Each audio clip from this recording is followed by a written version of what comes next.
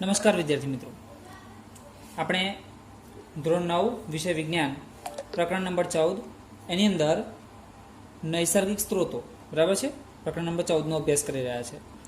હવે એની અંદર આપણે અલગ અલગ ટોપિક્સનો અભ્યાસ કર્યો. હવે ગયે વખતે આપણે જૈવ ભૂરાસાયણિક ચક્રો વિશે ચર્ચા કરતા હતા.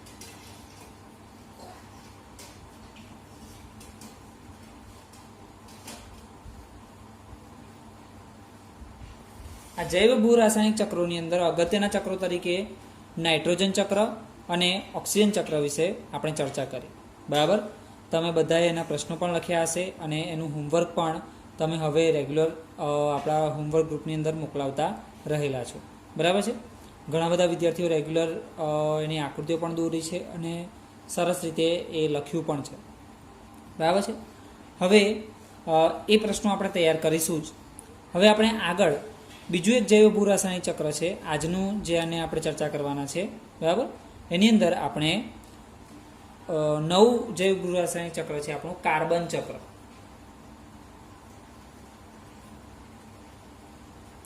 તો એના વિશે ચર્ચા કરવા માટે આપણે જઈ રહ્યા છે. નાઇટ્રોજન ચક્રની અંદર આપણે વિવિધ પાસાઓનો અભ્યાસ કર્યો, ઓક્સિજન ચક્રની અંદર પણ આપણે વિવિધ પાસાઓનો અભ્યાસ કર્યો. તેવી જ રીતે હવે આપણે કાર્બન ચક્ર વિશે અભ્યાસ કરવાના છે. તો કાર્બન ચક્રની અંદર આપણે પહેલી વાત કરીશું કાર્બનનું અસ્તિત્વ.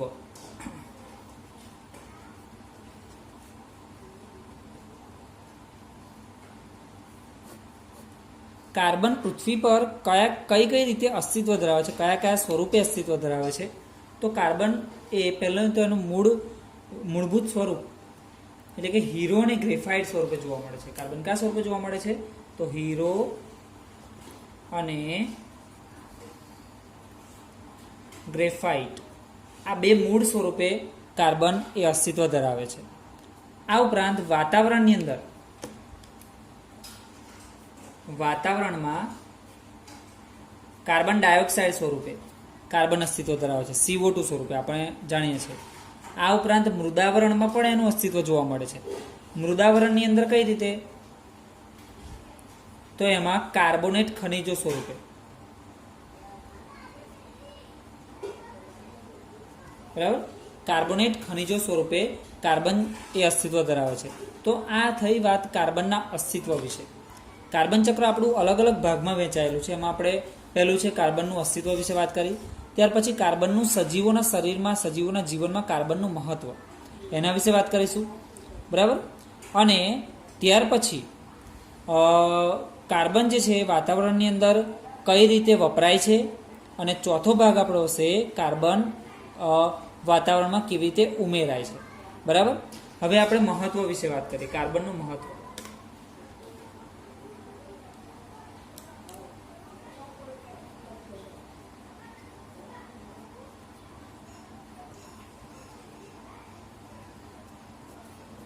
સજીવોમાં કાર્બનનું મહત્વ. કાર્બન કઈ રીતે મહત્વ ધરાવે છે સજીવોના શરીરની અંદર? તો પહેલું તો વિવિધ પોષક દ્રવ્યો એટલે કાર્બોદિત, પ્રોટીન, ચરબી, વિટામિન વગેરે સ્વરૂપે કાર્બન અસ્તિત્વ ધરાવે છે. એટલે આ બધાના બંધારણ માટે, આ બધાના બંધારણનો મૂળભૂત ઘટક એ કાર્બન છે. ત્યાર પછી સજીવોનું કંકાલ તંત્ર. કંકાલ તંત્ર ઇટ મીન્સ હાડપિંજર. બરાબર છે, દરેક સજીવની અંદર હાડપિંજર છે. તો આ કંકાલ તંત્ર જે છે એ કંકાલ તંત્ર પણ કાર્બનનું બનેલું છે.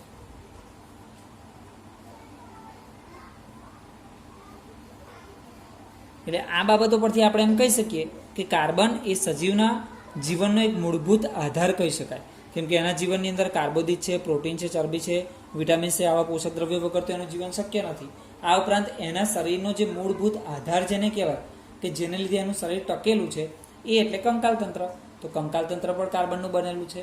તો આ બધી જ જગ્યાએ કાર્બન જે છે એ સજીવ માટે અતિ મહત્વનો ગણી શકાય. ઓકે, તો કંકાલ તંત્ર જે છે એ કાર્બનનું એટલે કે કાર્બોનેટ ક્ષારોનું બનેલું છે. બરાબર, એની વાત કરી. એટલે કે કાર્બન ચક્રના આપણે બે ભાગ વિશે વાત કરી, એક કાર્બનનું અસ્તિત્વ કાર્બનનું મહત્વ. આપણે જોયું કે કાર્બન, આપણે વિચાર્યું કે કાર્બન ચક્ર એ 4 અલગ અલગ ભાગમાં વહેંચાયેલું છે. તો ફરી એનો ત્રીજો જે ભાગ આવે છે એ છે વાતાવરણમાં CO2 નો ઉપયોગ.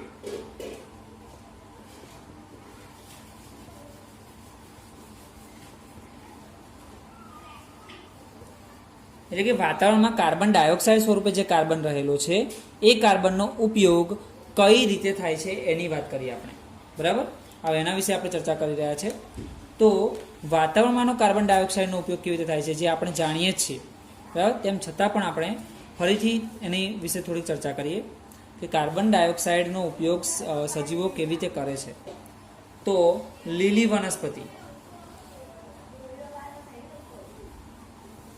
વનસ્પતિ પ્રકાશ સંશ્લેષણ,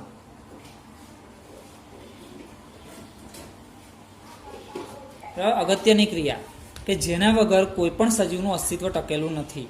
બરાબર, વનસ્પતિ પ્રકાશ સંશ્લેષણની ક્રિયાથી પોતાનો ખોરાક બનાવે છે. ખોરાક સ્વરૂપે કેવા સ્વરૂપે બનાવે છે? તો ગ્લુકોઝ સ્વરૂપે. તો લીલી વનસ્પતિ પ્રકાશ સંશ્લેષણની ક્રિયા દ્વારા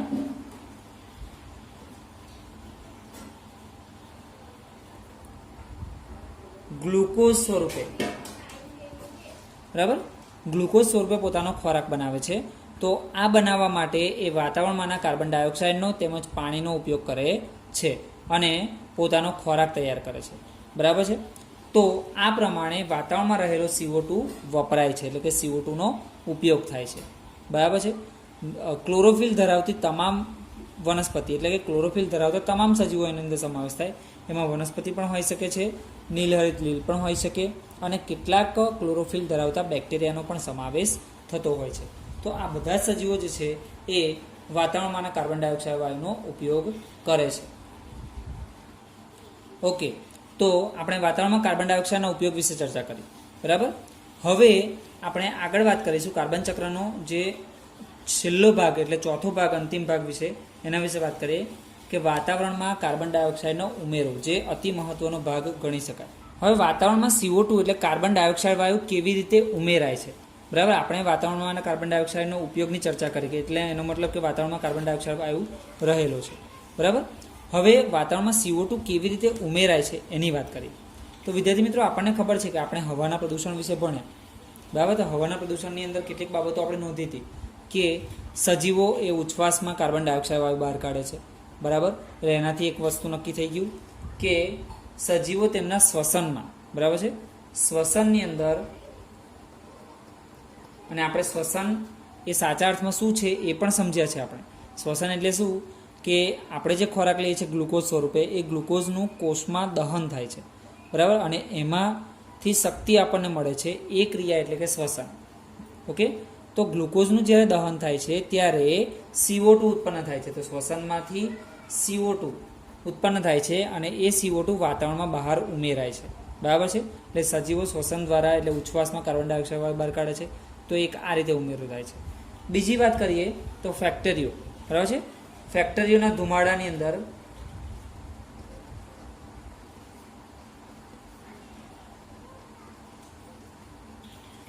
ફેક્ટરીઓના ધુમાડામાં, પછી વાહનોના ધુમાડામાં,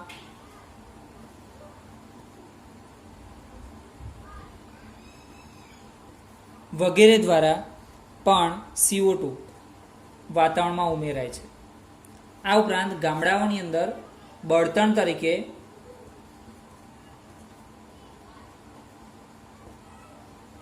લાકડાના દહનથી,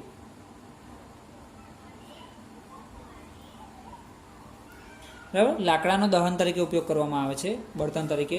તો એ લાકડાના દહનથી પણ વાતાવરણની અંદર કાર્બન ડાયોક્સાઇડ વાયુ ઉમેરાતો હોય છે. તો આ અલગ અલગ બાબતો થઈ કે જેના દ્વારા કાર્બન ડાયોક્સાઇડ વાયુ ઉમેરાય છે. આ ઉપરાંત પણ અન્ય બાબતો છે કે જેના દ્વારા થોડા અંશે પણ કાર્બન ડાયોક્સાઇડ ઉમેરાય છે, જેવી કે LPGનો ઉપયોગ કરવામાં આવે છે બળતણ તરીકે, તો એના દ્વારા પણ કેટલાક અંશે કાર્બન ડાયોક્સાઇડ ઉમેરાય છે. આ ઉપરાંત સજીવો, વનસ્પતિ રાત્રિ દરમિયાન, આપણને ખબર છે કે વનસ્પતિ દિવસે સૂર્યપ્રકાશની હાજરીમાં પ્રકાશ સંશ્લેષણની ક્રિયા કરે છે, તો વાતાવરણના કાર્બન ડાયોક્સાઇડનો ઉપયોગ કરે છે, એ ગ્રહણ કરે છે. પણ રાત્રિ દરમિયાન જ્યારે સૂર્યપ્રકાશ નથી હોતો ત્યારે વનસ્પતિ પણ ઉચ્છ્વાસમાં કાર્બન ડાયોક્સાઇડ વાયુ બહાર કાઢે છે. બરાબર, એટલા માટે આ રીતે પણ વાતાવરણમાં કાર્બન ડાયોક્સાઇડ વાયુ ઉમેરાય છે. તો આ અલગ અલગ પદ્ધતિઓ થઈ કે જેના દ્વારા કાર્બન ડાયોક્સાઇડનો ઉમેરો વાતાવરણની અંદર થયા કરે છે. તો આ પ્રમાણે એ કાર્બન ડાયોક્સાઇડ વાયુ વાતાવરણમાંથી ઉપયોગ કરાય છે અને વાતાવરણમાં પાછો ઉમેરાય છે, અને આ સતત ને સતત આ રીતે આ ચક્ર ચાલ્યા કરે છે. બરાબર. આ કાર્બન ચક્રની થિયરીની વાત કરીએ આપણે. હવે કાર્બન ચક્રની આકૃતિ વિશે થોડીક ચર્ચા કરીએ. વિદ્યાર્થી મિત્રો, આપણે આકૃતિ દોરવાનો પ્રયત્ન કરીશું. હવે આ આકૃતિ તમને રેડીમેડ ઇમેજ વર્કશીટની અંદર આપવામાં આવશે, તમારે પણ આકૃતિ દોરવાની. ઓકે, તો વિદ્યાર્થી મિત્રો, આપણે કાર્બન ચક્રની આકૃતિ વિશે વાત કરીએ. પહેલાં તો વાતાવરણમાંનો CO2.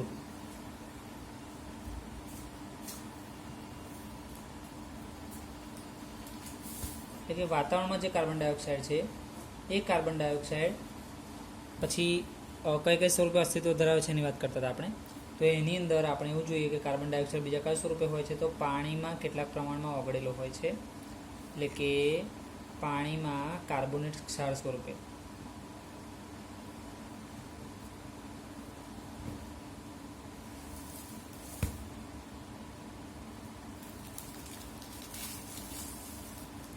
પાણીમાં કાર્બોનેટ સ્વરૂપે અથવા તો કાર્બોનેટ ક્ષાર સ્વરૂપે કાર્બન રહેલો છે. બરાબર. હવે આ કાર્બોનેટ ક્ષાર જે છે એમાંથી શું બને છે, તો લાઇમસ્ટોન જેવા પદાર્થો બને છે, જેને આપણે ચૂનાનો પથ્થર કહીએ છીએ.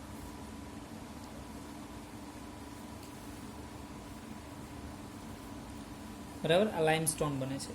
હવે વાતાવરણમાંનો કાર્બન ડાયોક્સાઇડ બીજી કઈ જગ્યાએ કઈ રીતે વપરાય છે એની વાત કરીએ. તો વાતાવરણમાંના કાર્બન ડાયોક્સાઇડનો ઉપયોગ સૌથી વધારે સારામાં સારો ઉપયોગ કરતું હોય તો એ છે વનસ્પતિ. શું કરે છે?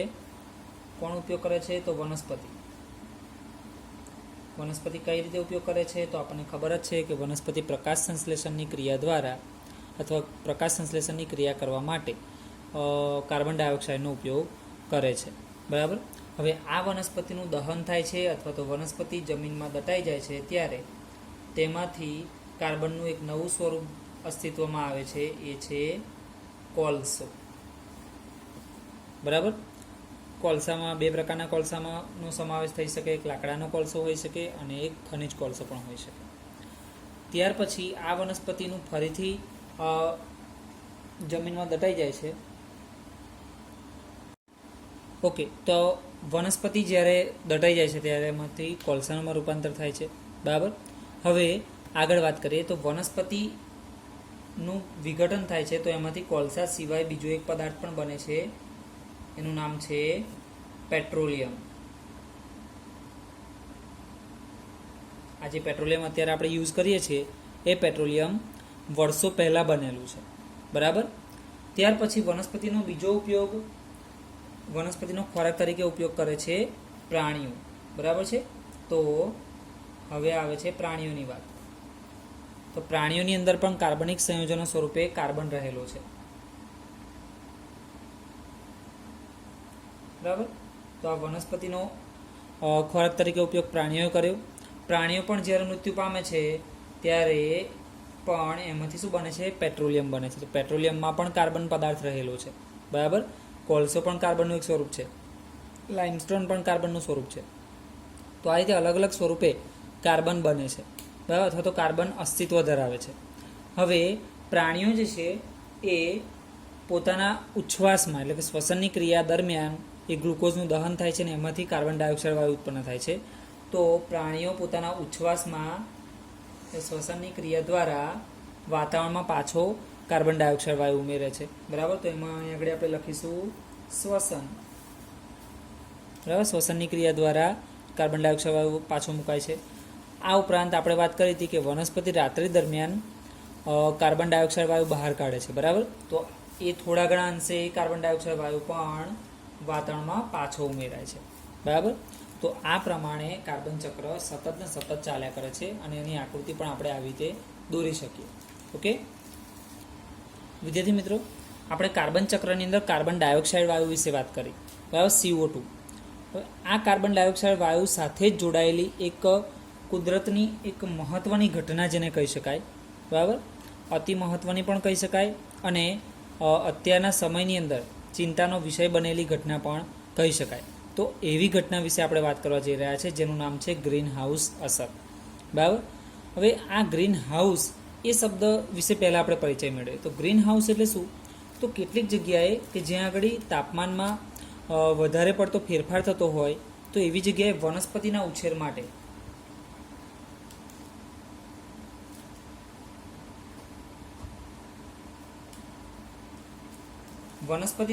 માટે કાચનું એક સપાટી તૈયાર કરાય છે, કાચનું એક ભાગ તૈયાર કરાય છે કે જેની અંદર ઉષ્મા સચવાઈ રહે છે. બરાબર. તો આ જે ભાગ તૈયાર કરવામાં આવે છે એને ગ્રીન હાઉસ તરીકે ઓળખવામાં આવે છે કે જેની અંદર વનસ્પતિનો વૃદ્ધિ અને વિકાસ કરવામાં આવે છે. ખાસ કરીને આવી યોજનાઓ નર્સરીની અંદર તમને જોવા મળે છે કે જ્યાં આગળ છોડવાઓનો ઉછેર કરવામાં આવતો હોય ત્યાં આગળ ગ્રીન હાઉસ બનાવવામાં આવે છે. બરાબર છે. તો હવે એના આધારે આપણે ગ્રીન હાઉસ અસરને સમજવાનો પ્રયત્ન કરીએ. તો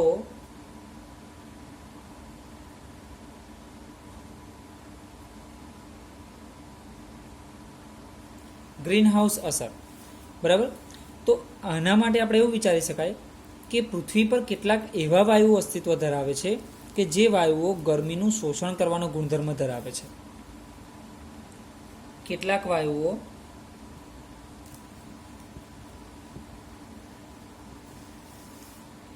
ગરમીનું શોષણ કરે છે.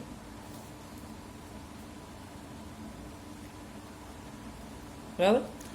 ગરમીનું શોષણ કરે છે, જેમ કે એવા વાયુઓની અંદર સમાવેશ થાય છે CO2 નો. આ ઉપરાંત અન્ય વાયુઓ પણ આવે છે એની અંદર. મિથેનનો પણ સમાવેશ ગ્રીન હાઉસ વાયુ તરીકે કરી શકાય. બરાબર.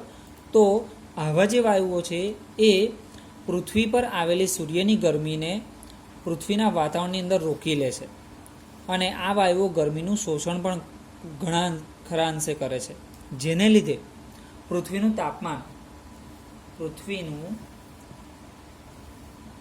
સરેરાશ બરાબર આ વાયુઓ વાતાવરણમાં એ ગરમીનું શોષણ કરે છે એટલે પૃથ્વીનું સરેરાશ તાપમાન દિવસે ને દિવસે વધે છે. બરાબર. સરેરાશ તાપમાન વધે છે. તો આ ઘટનાને ગ્રીન હાઉસ અસર કહે છે.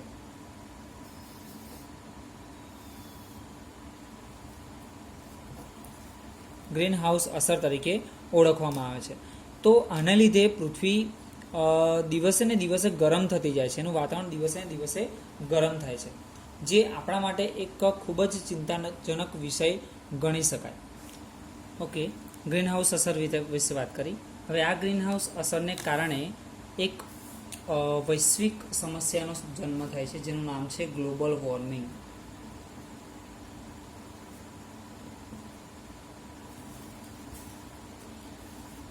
ગ્લોબલ વોર્મિંગ જે આખા વર્લ્ડની એક બહુ મોટી સમસ્યા જેને ગણી શકાય. તો ગ્લોબલ વોર્મિંગને કારણે કઈ રીતે નુકસાન થઈ શકે છે એની વાત કરીએ આપણે. તો ગ્લોબલ વોર્મિંગને લીધે આકરો ઉનાળો આવે. વિદ્યાર્થી મિત્રો, આપણે કદાચ અનુભવ કર્યો હશે કે દર વર્ષે ઉનાળાની અંદર ધીમે ધીમે ટેમ્પરેચર વધે છે. બરાબર. તો એનો મતલબ એવો થયો કે આ એક ગ્લોબલ વોર્મિંગની સમસ્યાની નું અસર ગણી શકાય, એટલે કે આકરો ઉનાળો. ત્યાર પછી વૈશ્વિક તાપમાનમાં વધારાને કારણે ધ્રુવો પરનો બરફ પીગળે છે.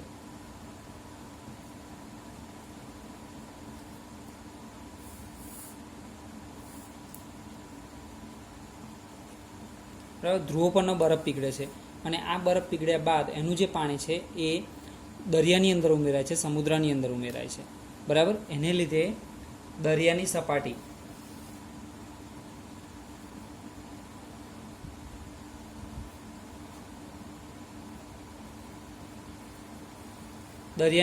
ઉપર આવવી. બરાબર. પાણીની સપાટી ધીમે ધીમે ઉપર આવે છે. બરાબર.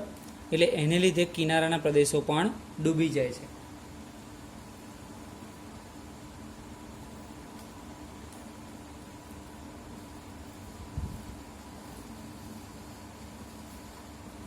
વગેરે જેવી સમસ્યાઓ આ ગ્લોબલ વોર્મિંગને કારણે ઉદ્ભવે છે. હવે આપણને પ્રશ્ન થાય છે કે આ ગ્લોબલ વોર્મિંગ જે છે અથવા તો ગ્લોબલ વોર્મિંગની સમસ્યા જેના દ્વારા ઉત્પન્ન થાય છે એ ગ્રીન હાઉસ બરાબર છે અસર. તો આ ગ્રીન હાઉસ અસરને પ્રેરણા આપનારા વાયુઓ કયા કહી શકાય? કે આપણે વાત કરીએ કે વાયુઓ દ્વારા ગ્રીન હાઉસ અસર થતી હોય છે, તો આવા ગ્રીન હાઉસ વાયુઓની આપણે વાત કરીએ.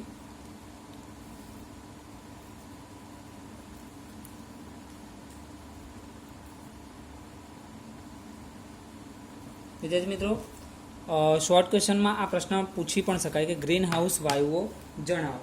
તો ગ્રીન હાઉસ વાયુઓની અંદર એક છે કાર્બન ડાયોક્સાઇડ, CO2 જેને કહીએ છીએ આપણે, બરાબર, કાર્બન ડાયોક્સાઇડ CO2. ત્યાર પછી CH4 એટલે કે મિથેન એનું નામ છે, બરાબર. CH4 એટલે મિથેન, બરાબર, અણુસૂત્ર એનું છે CH4 અને એનું નામ છે મિથેન, કાર્બન ડાયોક્સાઇડ. ત્યાર પછી CFC, રેફ્રિજરેટર તેમજ એર કન્ડિશનની અંદર વપરાતો આ પદાર્થ છે. એક સંયોજન છે ક્લોરીનનું જેનું નામ છે ક્લોરોફ્લોરો કાર્બન, બરાબર. CFC નું પૂરું નામ શું છે? Chlorofluoro carbon. આ 3 વાયુઓ એવા છે કે જે ગ્રીન હાઉસ વાયુઓ તરીકે ઓળખાય છે અને એને લીધે વાતાવરણની અંદર ગ્રીન હાઉસ અસર ઉત્પન્ન થતી હોય છે, બરાબર, જે ગ્લોબલ વોર્મિંગ જેવી સમસ્યાઓને નોતરું આપે છે.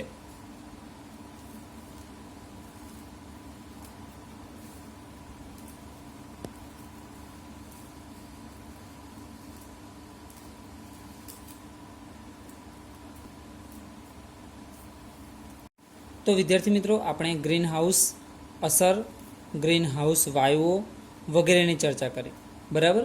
હવે આપણે પ્રકરણ નંબર 14 એના અંતિમ ટોપિક તરફ જઈ રહ્યા છે જેનું નામ છે ઓઝોન સ્તર. તો પહેલાં તો ઓઝોન એ શું છે? તો ઓઝોન જે છે એ ઓક્સિજનના 3 પરમાણુઓ ધરાવતું એક સ્વરૂપ છે. ઓઝોન એનું અણુસૂત્ર થાય છે O3. તો એની અંદર ઓક્સિજનના કેટલા પરમાણુઓ છે? 3 પરમાણુઓ છે, બરાબર. હવે આ ઓઝોન સ્તરની વાત કરીએ તો પૃથ્વીના વાતાવરણની અંદર ઊંચાઈ પર આ 3 પરમાણુઓ ધરાવતું વાયુનું એક સ્તર આવેલું છે, બરાબર, વાતાવરણની અંદર. આ સ્તરને આપણે ઓઝોન સ્તર તરીકે ઓળખીએ છીએ. આ ઓઝોન સ્તર આપણા માટે એક આશીર્વાદરૂપ છે, બરાબર. કેવી રીતે? તો ઓઝોન સ્તર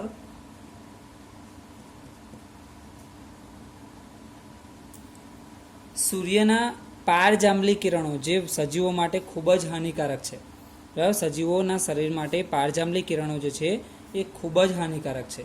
તો આ પારજાંબલી કિરણો જે છે સજીવો માટે હાનિકારક, એ પારજાંબલી કિરણોનું ઓઝોન સ્તરમાં શું થાય છે? શોષણ થાય છે.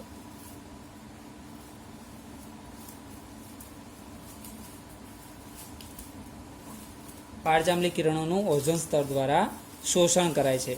પારજાંબલી કિરણ એટલે અલ્ટ્રાવાયોલેટ કિરણ તરીકે પણ એને ઓળખવામાં આવે છે. તો આ ઓઝોન સ્તર એ અલ્ટ્રાવાયોલેટ એટલે કે પારજાંબલી કિરણોનું શોષણ કરે છે અને સજીવોને તેનાથી રક્ષણ આપે છે. હવે પ્રદૂષણની વાત કરી હતી આપણે, હવાના પ્રદૂષણની વાત કરી હતી. એનાથી ઘણા બધા હાનિકારક વાયુઓ વાતાવરણમાં ઉમેરાય છે, બરાબર. એમાંના આપણે કેટલાક ગ્રીન હાઉસ વાયુઓ વિશે વાત કરીએ કે CO2 છે, CH4 છે, CFC છે, બરાબર. તો એમાંનો આ જે CFC છે એટલે કે ક્લોરોફ્લોરોકાર્બન, તો આ CFC સંયોજનને લીધે વાતાવરણમાં રહેલું આ ઓઝોન સ્તર જે છે એ ધીમે ધીમે તૂટે છે, બરાબર.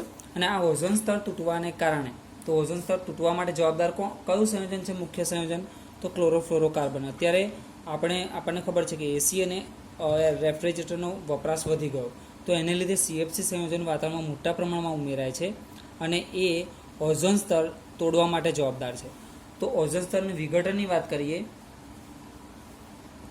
ઓઝોન સ્તરનું સૌથી વધારે વિઘટન ધ્રુવ પ્રદેશો પર જોવા મળે છે, બરાબર. આ ધ્રુવ પ્રદેશોની અંદર ઓઝોન સ્તર ઘણું બધું તૂટેલું જોવા મળે છે. હવે આ જે ધ્રુવ પ્રદેશો છે એટલે કે એ ધ્રુવ પ્રદેશો સંપૂર્ણ બરફથી ઢંકાયેલા છે.